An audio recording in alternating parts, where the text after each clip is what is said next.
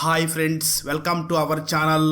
ఈరోజు మనం బెంగాలీ లాంగ్వేజ్లో రిలీజ్ అయినటువంటి ఒక డ్రామా థ్రిల్లర్ వెబ్ సిరీస్ అయినటువంటి హలో వెబ్ సిరీస్లోని థర్డ్ సీజన్ స్టోరీని డిస్కస్ చేద్దాం. ఆల్రెడీ ఈ వెబ్ సిరీస్లోని ఫస్ట్ సీజన్ మరియు సెకండ్ సీజన్ స్టోరీని ఎక్స్ప్లెయిన్ చేయడం జరిగింది. ఆ వీడియో లింక్ని డిస్క్రిప్షన్లో మరియు కామెంట్స్లో ఇస్తాం, మిస్ అవ్వకుండా చూడండి. Now let's start our video.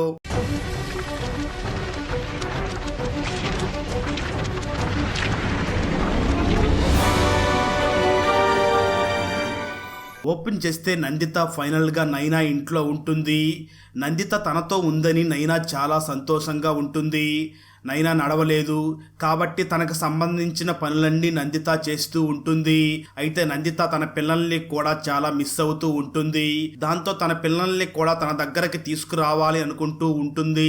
అప్పుడు నైనా నందితని చూసి, నీకు ఎన్ని రోజులు కావాలంటే అన్ని రోజులు ఇక్కడ ఉండవచ్చు అని చెప్తుంది. ఆ మాటలకి నందిత కూడా చాలా సంతోషిస్తుంది. ఆ తర్వాత వాళ్ళిద్దరూ మార్కెట్కి వెళ్తారు. అప్పుడు ఒక వ్యక్తి నందితతో మాట్లాడడానికి ట్రై చేస్తాడు. నందిత అతనితో మాట్లాడకూడదు అని నైనా వాళ్ళని డిస్ట్రాక్ట్ చేయడం కోసం కింద పడిపోతుంది. అందువల్ల నందిత ఆ వ్యక్తితో మాట్లాడలేకపోతుంది. అతని పేరు హర్షిద్. ఆ రోజు సాయంత్రం నందిత నైనా కోసం క్యాండిల్ లైట్ డిన్నర్ ని ఇంట్లోనే అరేంజ్ చేస్తూ ఉంటుంది. నందిత కిచెన్ లో బిజీగా ఉన్నప్పుడు ఒక క్యాండిల్ వల్ల కటన్ కాలిపోతూ ఉండగా వెంటనే నైనా తన వీల్ చైర్ లో నుంచి లేచి ఆ మంటల్ని ఆర్పేస్తుంది. అంటే నైనా ప్యారలైజ్ అయిన పర్సన్ కాదు, బాగా నడవగలదు. తను మంటల్ని ఆర్పుతున్న టైంలో ఎవరో ఒక గుర్తు తెలియని వ్యక్తి నైనాని ఫొటోస్ తీస్తాడు. నందిత శబ్దాలు విని నైనా తిరిగి మళ్ళీ వీల్ చైర్ లో కూర్చుంటుంది. ఆ తర్వాత ఇద్దరు కలిసి తినేటప్పుడు నందితకి మార్కెట్ దగ్గర కనిపించిన ఆ వ్యక్తి ఇంటి బయట కిటికీలో నుంచి తొంగి చూస్తూ ఉంటాడు. నందిత ఆ వ్యక్తిని చూడడానికి తొందరగా బయటికి వెళ్లి చూడగా అక్కడ ఎవ్వరూ ఉండరు.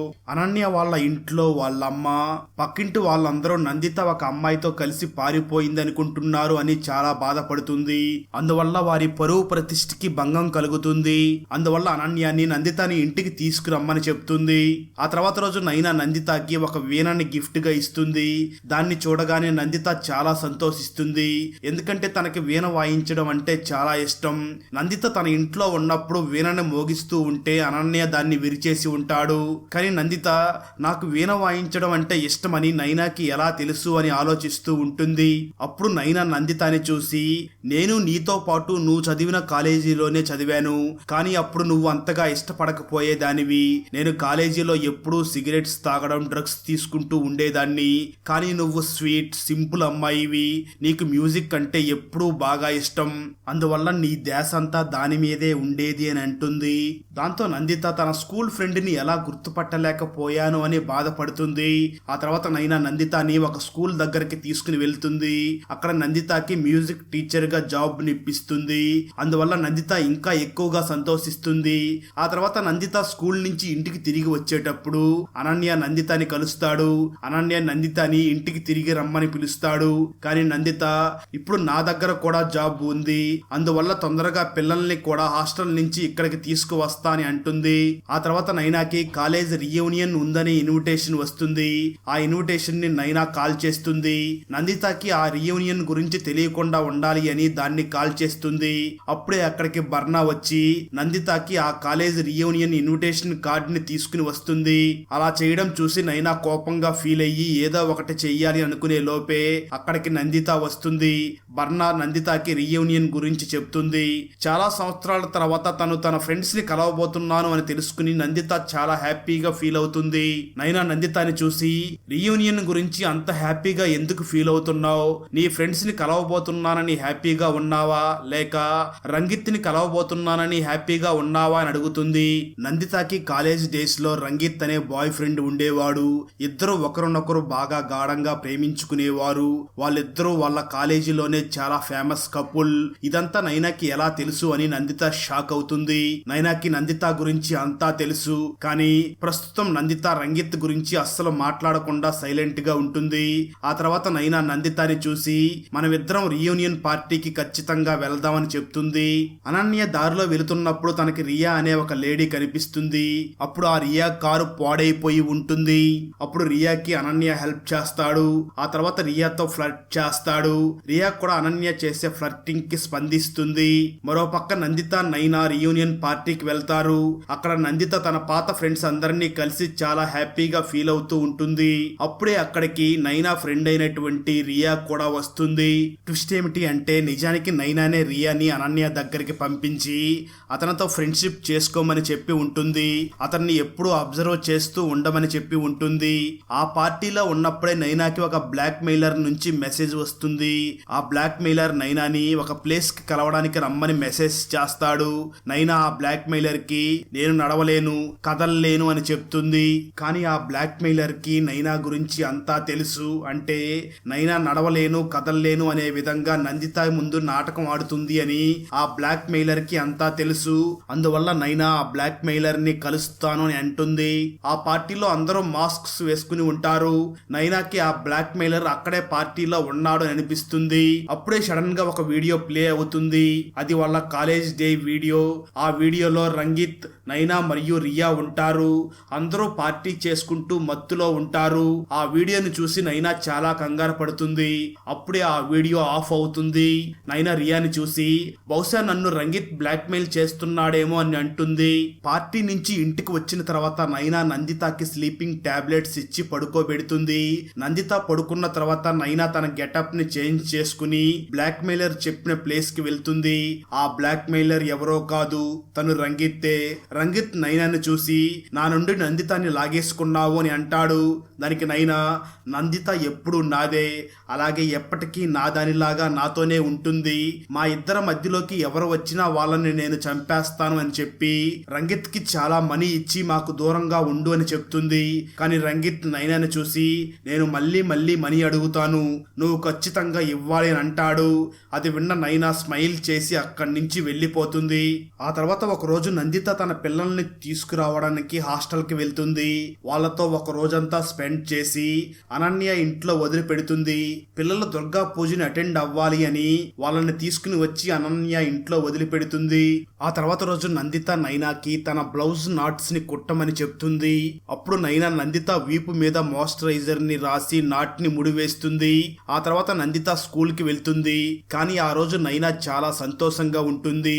ఎందుకంటే ఫస్ట్ టైం నందితాని ఈ విధంగా టచ్ చేసినందుకు చాలా సంతోషంగా అదే తలుచుకుంటూ ఇంట్లో డాన్స్ చేస్తూ ఉంటుంది.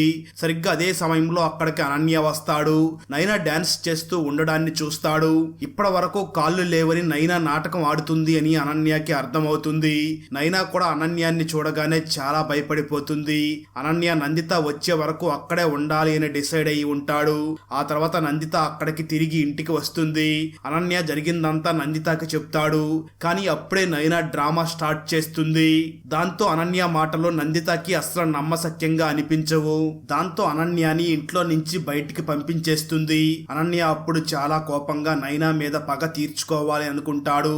ఆ కోపంతోనే వెంటనే బారుకి వెళ్లి అనన్య డ్రింక్ చేస్తూ ఉంటాడు. అప్పుడే అక్కడికి ఒక వెయిటర్ వస్తాడు.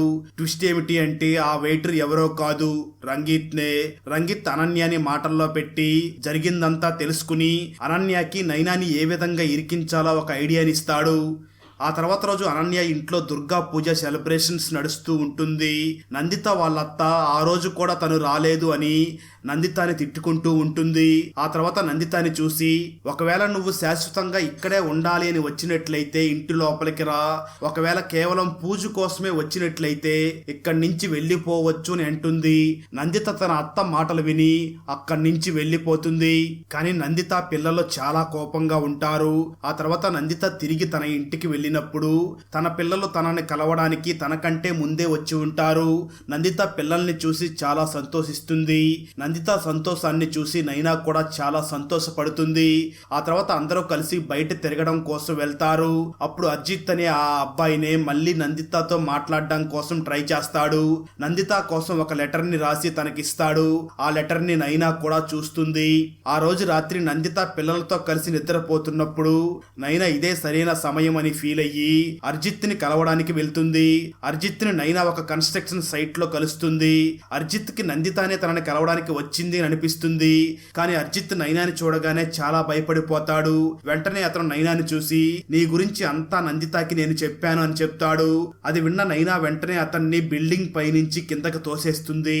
ఆ తర్వాత రోజు మార్నింగ్ నందిత న్యూస్ పేపర్ చదువుతూ ఉన్నప్పుడు అర్జిత్ చనిపోయాడని, అది సూసైడా లేక మర్డరా ఇంకా ఏమీ తెలియలేదనే న్యూస్ ని చదువుతుంది. ఈ వ్యక్తి తనతో మాట్లాడడానికి ట్రై చేస్తున్న అర్జిత్ అని నందితకి అర్థమవుతుంది. నందిత అర్జిత్ పేరుని ఫేస్బుక్ లో సెర్చ్ చేస్తుంది. అప్పుడు నందితకి అర్జిత్ కూడా తన కాలేజీలోనే చదివేవాడు అని తెలుస్తుంది. అప్పుడే వాళ్ళ ఇంటికి ఇన్కమ్ ట్యాక్స్ వాళ్ళు వస్తారు. నైనా ఇంట్లో బ్లాక్ మనీ పెట్టుకుందని ఇంట్లో అంతా సెర్చ్ చేస్తారు. అప్పుడు నైనా ఇంట్లో ఒక పెద్ద మనీ బ్యాగ్ దొరుకుతుంది. ఆ తర్వాత వాళ్ళు నైనాని అరెస్ట్ చేసి తీసుకుని వెళ్తారు. అప్పుడే అక్కడికి అనన్య వచ్చి నందితని చూసి ఒకవేళ నువ్వు ఇంటికి తిరిగి రాకపోతే నైనాకి జరిగిందే నీకు కూడా జరుగుతుంది అని చెప్తాడు. ఆ తర్వాత పిల్లల్ని తనతో పాటు తీసుకుని వెళ్తాడు. ఆ తర్వాత నందిత నైనాని కలవడానికి జైలుకి వెళ్తుంది. అప్పుడు నైనాని చూసి నువ్వు జైలుకి వెళ్ళడానికి అనన్యనే కారణం అని చెప్తుంది. ఆ తర్వాత నైనా రియాని చూసి అనన్య మొబైల్ ని చెక్ చేయమని చెప్తుంది. అనన్య నిద్రపోయేటప్పుడు రియా అనన్య మొబైల్ ని చెక్ చేస్తుంది. అనన్య దాస్ అనే వ్యక్తికి 3-4 సార్లు కాల్ చేసి ఉంటాడు. నైనా రియాతో అతని గురించి కనుక్కో అని చెప్తుంది. ఆ తర్వాత రియా అనన్యాని మాటల్లో పెట్టి అంతా అడుగుతుంది. అనన్య చాలా డ్రింక్ చేసి ఉండడం వల్ల అంతా రియాకి చెప్పేస్తాడు. ఏ విధంగా అతను నైనాని ఇరికించాడో అంతా చెప్తాడు. రియా అనన్య చెప్పిందంతా రికార్డ్ చేస్తుంది. నందితకి రియా ఆ రికార్డింగ్ ని పంపిస్తుంది. నందిత ఆ రికార్డింగ్ అంతా విన్న తర్వాత దాన్ని తీసుకుని అనన్య వద్దకు వెళ్లి తనకి వినిపించి ఒకవేళ నైనాని వదిలిపెట్టకపోతే నేను ఇదంతా పోలీసులకు చెప్తాను అని బెదిరిస్తుంది. ట్విస్ట్ ఏమిటి అంటే నిజానికి అనన్యకి ఇన్కమ్ ట్యాక్స్ ఆఫీస్ లో ఎస్కే దాస్ అనే ఒక మంచి ఫ్రెండ్ ఉంటాడు. అనన్య అతని సహాయంతోనే నైనాని ఇరికించి ఉంటాడు. నందిత బెదిరింపులకు అనన్య భయపడిపోయి నైనాని జైలు నుంచి రిలీజ్ చేపిస్తాడు. ఆ తర్వాత నైనా తిరిగి ఇంటికి వెళ్తుంది. నైనా సేఫ్ గా జైలు నుంచి తిరిగి వచ్చిన సంతోషంలో ఫ్రెండ్స్ అందరూ కలిసి ఆనందంతో పార్టీ చేసుకుంటారు. అప్పుడే వారందరూ రంగిత్ని కూడా గుర్తు చేసుకుంటారు. నిజానికి కాలేజీ డేస్ లో పార్టీ అయిపోయిన తర్వాత రంగిత్ ఒక అమ్మాయిని రేప్ చేసి ఉంటాడు. ఆ రోజు నందిత ఇంట్లో ఏదో ఒక ప్రాబ్లం ఉండడం వల్ల ఆ రోజు కాలేజీకి వచ్చి ఉండదు. ఆ తర్వాత ఆమె తిరిగి రాగానే తనకి అంతా తెలుస్తుంది. అప్పటికే రంగిత్ని కాలేజీ నుంచి తీసేసి ఉంటారు. అందువల్ల నందిత రంగిత్ని కలవలేకపోతుంది. కానీ ఇప్పుడు నందిత రంగిత్ని కలిసి అలా ఎందుకు చేశావు అడగాలి అనుకుంటుంది. అది విని నైనా కొద్దిగా టెన్షన్ పడుతుంది. నందిత రంగిత్ని కలవకూడదు అని నైనా అనుకుంటుంది.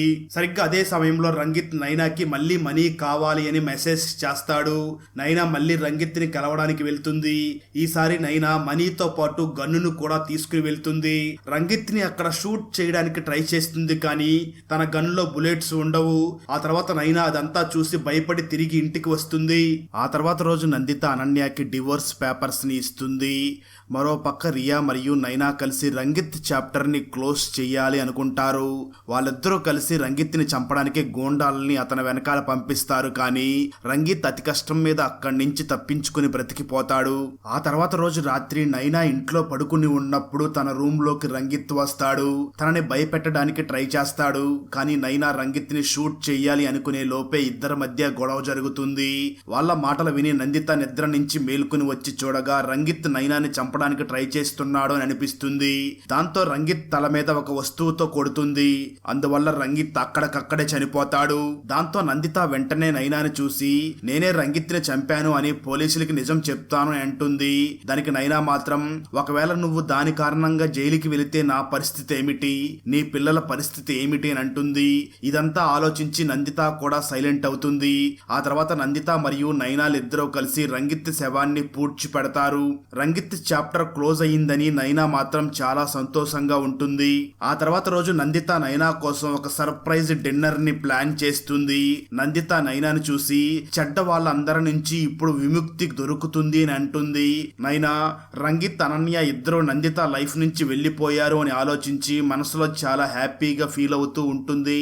ఇప్పుడు నందిత కేవలం తనదే అని నైనా భావిస్తుంది. ఆ తర్వాత ఇద్దరు ఇద్దరు కలిసి డ్రింక్ చేస్తారు. కొంచెం సేపటి తర్వాత నైనాకి అసలు ఏం జరుగుతుందో అర్థం కాదు. తన చేతులు కాళ్ళు నిజంగానే ప్యారలైజ్ అవుతాయి. ఆ తర్వాత స్పృహ తప్పి పడిపోతుంది. తనకి స్పృహ వచ్చి చూసేసరికి తను ఒంటరిగా ఒక ప్లేస్ లో ఉంటుంది.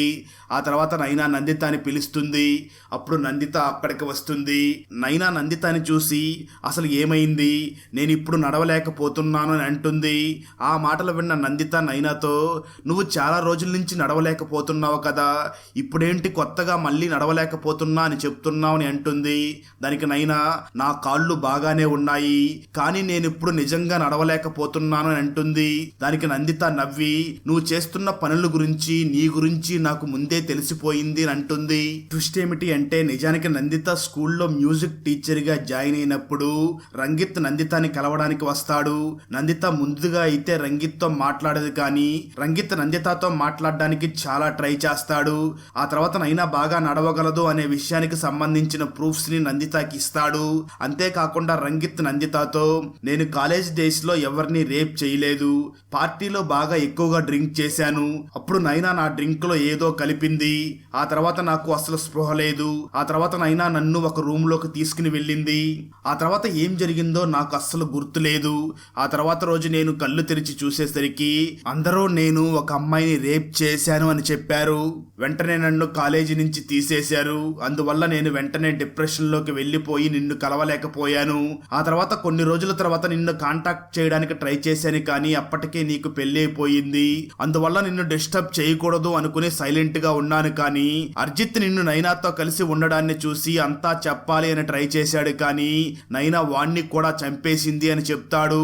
ఈ విధంగా నందిత నిజం తెలుసుకున్న తర్వాత రంగిత్ నందిత కలిసి నైనాని బ్లాక్ మెయిల్ చేయడం స్టార్ట్ చేస్తారు. ట్విస్ట్ ఏమిటి అంటే రంగిత్ చనిపోయి ఉండడు, తను బ్రతికే ఉంటాడు.